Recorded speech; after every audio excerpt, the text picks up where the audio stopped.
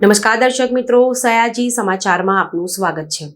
નેતૃત્વ અને દિશાવિહીન કોંગ્રેસમાંથી અનેક દિગ્ગજ નેતાઓએ પાર્ટીને રામ રામ કર્યા છે, જેમાં અમદાવાદના લોકસભાના ઉમેદવાર રોહન ગુપ્તાએ પણ આજે પોતાનું રાજીનામું અધ્યક્ષ મલ્લિકાર્જુન ખડગેને મોકલી આપ્યું। ત્યારે આ બાબતે ભાજપના પ્રવક્તા યમલ વ્યાસનું નિવેદન સામે આવ્યું છે। યમલ વ્યાસનું કહેવું છે કે કોંગ્રેસ પાર્ટીમાંથી રાજીનામું આપનાર રોહન ગુપ્તા એકલા નથી, દેશભરમાંથી અનેક લોકોએ કોંગ્રેસ પક્ષ છોડ્યો છે।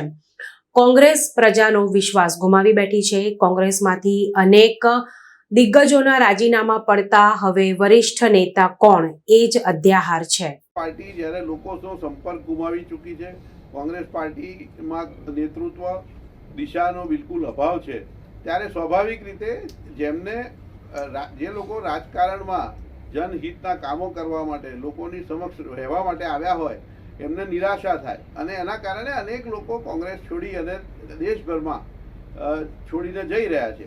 એના ભાગરૂપે જ રોહન ગુપ્તાએ રાજીનામું આપ્યું હશે એવો મને વિશ્વાસ છે। પહેલા રોહનનું તેમને ઉમેદવારી પાછી ખેંચી, ફાધરનું રીઝન આપ્યું કે તબિયત ખરાબ છે, હવે અચાનક રાજીનામું।